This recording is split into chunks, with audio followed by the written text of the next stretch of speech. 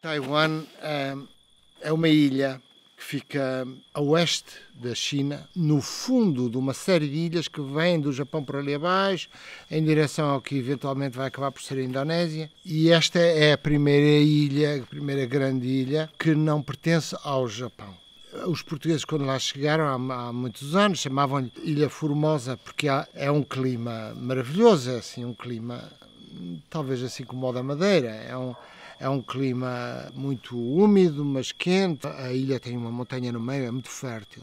Aquilo fazia parte da China, mas a população que lá vivia não eram propriamente chineses, eles tinham uma origem étnica diferente. Os chineses tratavam-nos assim como se eles fossem uma espécie de povos primitivos. Esta é a verdade. Durante os tempos.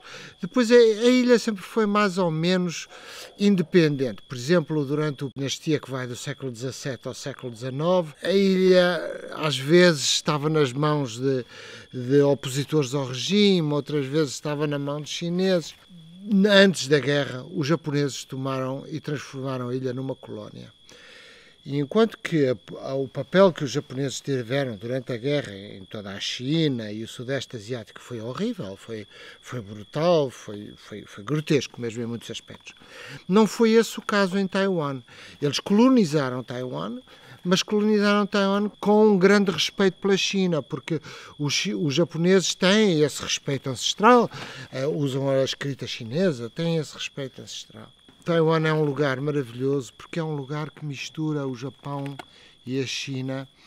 E depois do fim da guerra, quando a China conseguiu expulsar os japoneses, houve uma luta entre os que eram pró-americanos e os que eram pró-russos, entre os nacionalistas e os comunistas.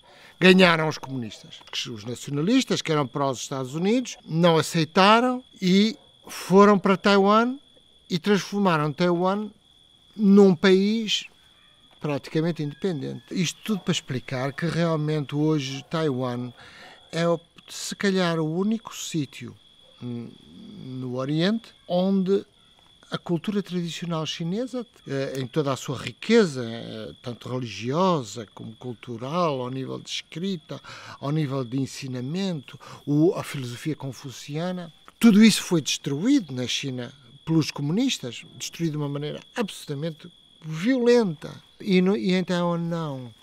Então eu e a Mónica, em 1992, uma das coisas que nós queríamos fazer era conhecer Taiwan, porque queríamos conhecer esse lugar onde a cultura tradicional chinesa tinha sido respeitada e onde havia uma espécie de continuidade com o passado histórico chinês.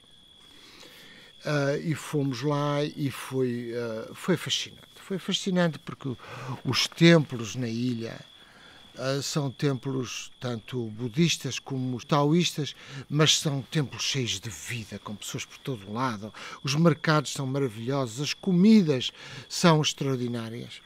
Então nós passámos uns tempos em Taipei, que é a capital, e depois decidimos que íamos ver as montanhas no meio da ilha. E há um lago, conhecido como o Lago da Lua e do Sol, que fica no meio da ilha. Como não tínhamos carro, decidimos ir de comboio. Fomos de comboio na costa virada a leste, por uma costa muito acentuada, falésias enormes, com o comboio a andar em cima, muito lindo. Chegámos a uma cidadezinha, arranjámos um sítio baratos para dormir, um sítio simpático, e fomos para a rua passear. Era dia de festa. E então havia mercados de rua. Eu lembro-me que eu comprei umas cuecas que ainda devem estar para lá na minha gaveta. Descobrimos um sítio maravilhoso onde se comia camarões com brandy, um restaurante chinês. E comemos um jantar maravilhoso e voltámos a sair e andávamos a ouvir as pessoas a cantar e a dançar. Aquilo faz lembrar um bocado o Japão nesse aspecto, até mais do que a China, porque há uma vida de rua ativa. E a certa altura descobrimos que eles têm restaurantes japoneses maravilhosos onde se servia frutos do mar, melhores até do que se encontra no Japão. Aí nós decidimos, segundo jantar, jantámos 2 vezes nessa noite. Foi maravilhoso. No dia seguinte lá apanhámos um autocarro em direção ao tal lago. Mas aquilo é um caminho que segue por as montanhas, e aquilo entra para o interior da ilha por uma espécie de aperto entre as montanhas, e depois aquilo é mais de um dia para lá chegar. Eu lembro-me que há a entrada para esse caminho que passa um corte das montanhas, que é um gorge, e eles chamam-lhe o Taroko Gorge em inglês, mas em chinês a palavra é Taroko, que é o nome do caminho. E é uma zona onde ainda havia populações étnicas. E eu lembro-me quando a gente entrou no Parque Nacional, havia assim prostitutas vestidas como índios americanos. Aquilo tinha um aspecto um bocadinho esquisito. Agora, quando nós voltámos lá com os nossos amigos, já não era assim, já não os vimos lá. A relação entre os locais e os chineses sempre foi uma relação muito problemática. Essa espécie de corte nas montanhas é lindíssimo, porque são pedras vermelhas, arenitos vermelhos, de todas as cores, desde laranja, amarelo, vermelho, branco, cinzento, quase azul, é uma coisa maravilhosa. A estrada era uma estrada perigosíssima, assim, meio mal feita durante o tempo da Segunda Guerra Mundial, e nós lá fomos espantados pelas vistas e por aquilo tudo, e chegámos a um hotel que tinha uns bangalôs, que foi onde a gente conseguiu ficar, e depois aquilo anoiteceu, e era a noite escura absoluta. Nós lá conseguimos que a senhora nos desse um jantar, mas também não foi fácil. E depois finalmente fomos caminhar e demos com um templozinho budista em frente a uma vista que era o negro absoluto, porque não se via nada. Estávamos no meio das montanhas, era um negro absoluto. Aqui e ali havia uma luz de uma casita e por cima era um céu estrelado absolutamente maravilhoso. O dia era quente, estivemos ali assim, esgazeados, porque era muito lindo. E voltámos, dormimos, e depois disseram-nos nessa noite, quando chegámos ao hotel, que havia ali uns banhos quentes, que é uma coisa que a gente gosta muito. Então aí nós decidimos que no dia seguinte nos levantávamos muito cedo, e levantámos aí para as 5h30, 6, assim mesmo cedo, que é para depois podermos apanhar o autocarro para o tal lago do Sol e da Lua, que nós estávamos à espera de ir. Deixámos a mala lá na entrada do hotel e fomos a pé. A estrada era assim em S's e R's, uma coisa perigosíssima. Lá chegámos a um certo sítio e depois havia uma indicação para as águas quentes. E nós lá fomos, com os nossos fatitos de banho e a nossa toalha, lá fomos. Começámos a descer, mas era uma falésia do tamanho de um prédio de 2 andares. E a gente foi descendo, até que chegámos a meio da falésia e havia uma ponte pêncil de metal que nós atravessámos, que era lindíssima, e depois uma escadaria gravada no interior da pedra, porque aquilo não tinha tido lugar para pôr a escadaria. Então eles escavaram a pedra e fizeram aquela escadaria. Nós fomos descendo, não sabíamos para onde íamos, até que chegámos a um rio frio, porque aquilo era um rio de montanha, com umas águas cinzentas, frias, que corriam por ali baixo a toda a velocidade. Nós estamos, banho aqui, para já, acho que não. E andámos um bocadinho mais para a esquerda e descobrimos então que havia um buraco na parede, uma enormíssima parede de pedra, e havia um buraco, e dentro desse buraco tinham construído um murete, assim até à altura da nossa cintura, e lá dentro havia uma ponte quente. E havia uma piscina, devia ter para aí os seus 5 por 7 metros, não mais que isso, de água muitíssimo quente. Bom, aí já quisemos, lá pusemos os nossos fatos de banho e entramos, e ao entrar descobrimos que havia um casal lá dentro já. A Mónica fala chinês, claro, cumprimentámos o casal e eles a princípio não nos disseram grande coisa.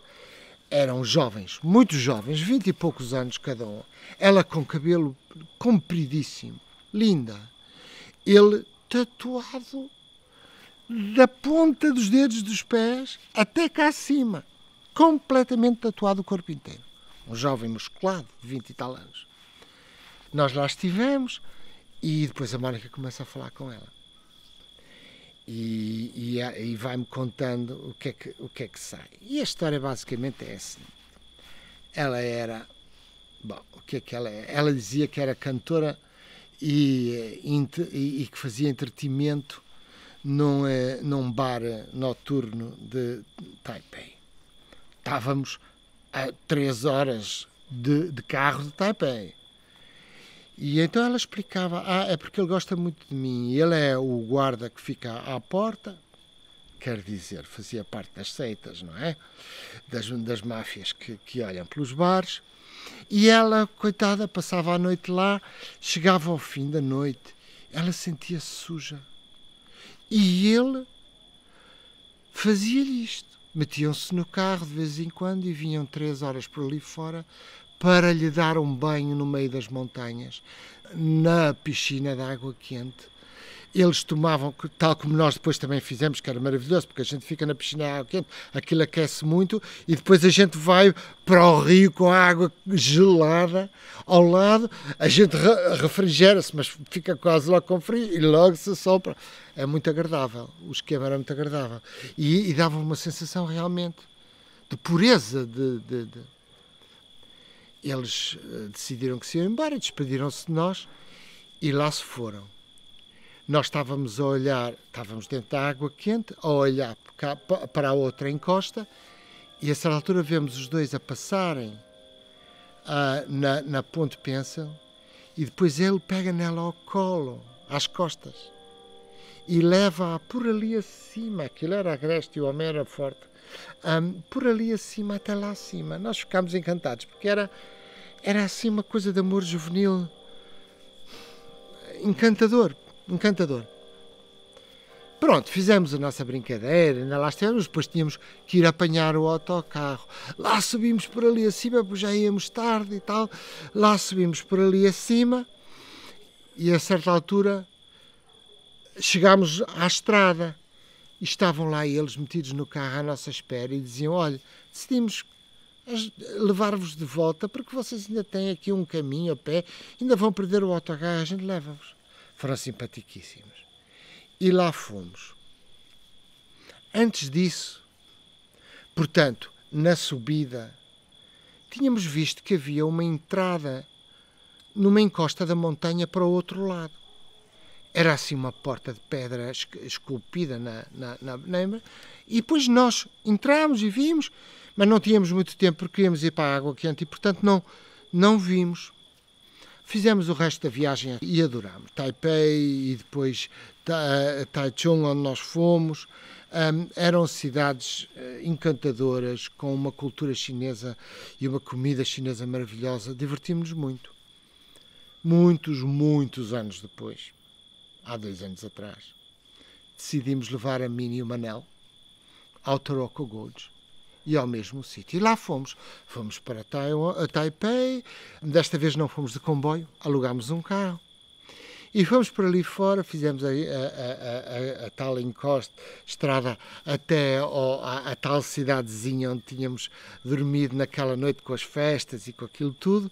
A cidade estava pacata, mas nós adorámos porque alugámos bicicletas e andámos por ali, por todo o lado de bicicleta na cidade, foi divertidíssimo. Também comemos bem e no dia seguinte lá metemos o nosso carro por ali acima. Tinha sido tudo renovado, tudo modernizado. Já não haviam prostitutas nativas, já não havia caminhos perigosos, estava tudo absolutamente feito à moda moderna. E o Taroko Gorge já não tinha. Era muito lindo, o Manel tirou fotografias lindíssimas e a Mónica, mas não tinha o charme que tinha tido, de maneira nenhuma. Lá fomos diretos ao nosso sítio de nadar, mas antes disso, eu tinha uma grande curiosidade, porque tinha visto a tal entrada na montanha que tinha sido escavada durante a guerra, isto quase há 15 anos antes, e eu queria saber o que é que estava do outro lado. E então aí fomos. Só que também isso tinha sido transformado num caminho para turistas. Taiwan foi ocupado por turistas chineses da China da China continental. E o lugar era muitíssimo lindo, com quedas de água lindíssimas, rios que davam curva, andava-se por uma série de pequenas pontes, mas estava tudo muito, muito, muito ocupado por turistas. Aí, já um pouco desapontados, subimos um bocadinho mais a estrada e fomos dar ao sítio onde estavam os banhos. E havia um grande sinal: proibidíssimo. Isto é proibido, é perigosíssimo, não se pode ir, não façam isso, é uma coisa horrível e tal, não. Mas nós tínhamos estado lá.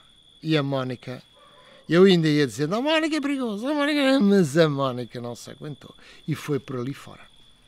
Passámos outra vez a ponte, já clandestinamente, porque aquilo já não se podia, mas nós passámos. E lá fomos, descemos as tais escadas gravadas na pedra, mas agora era mesmo perigoso, porque aquilo tinha havido erosão da água e as escadas já não eram boas. E chegámos lá abaixo e havia uma espécie de abóbada, de uma coisa maior que a sede de Lisboa, sei lá, mas com um interior enorme, uma abóbada enorme dentro da pedra, com o rio a correr em baixo, era muito lindo. E aí nós fomos em direção ao sítio onde estava a tal água quente. E a água ainda quente ainda lá estava. Mas o murete tinha caído. Já não havia uma piscina de água quente. E aquilo realmente tinha todo o aspecto de estar sujeito a erosão e de ser bastante perigoso. Ainda lá estivemos uns minutos e eu e a Mónica sentámos-nos, olhámos para o outro lado e parece que nos víamos aquela manhã muito cedo. Muito cedo, aquele casalzinho, e a gente ficava a pensar, passaram quase 20 anos, onde estarão eles? Onde estarão eles? Quem serão eles hoje? Essa rapariguita que, pronto, ela estava a começar como prostituta, depois se calhar, também não sei, ele estava a começar como um membro das seitas, todo tatuado, fazia segurança num bar noturno em Taipei, estão a ver? Não sei que vida tiveram, mas nós olhávamos para aquela encosta e só parecia que o víamos a subir com ela às costas por ali acima e o cabelo longo dela ao ar por ali acima. Enfim, no meio disto tudo, a verdade é que Taipei sempre nos encantou e continua a encantar-nos por essa espécie de maneira que as pessoas que vivem em Taiwan têm de viver a sua vida de uma maneira talvez até mais chinesa que os chineses da China. Há ali uma espécie de continuidade histórica naquele país que é muito especial e que é qualquer coisa que eu gostava muito que fosse possível que houvesse um futuro para Taiwan.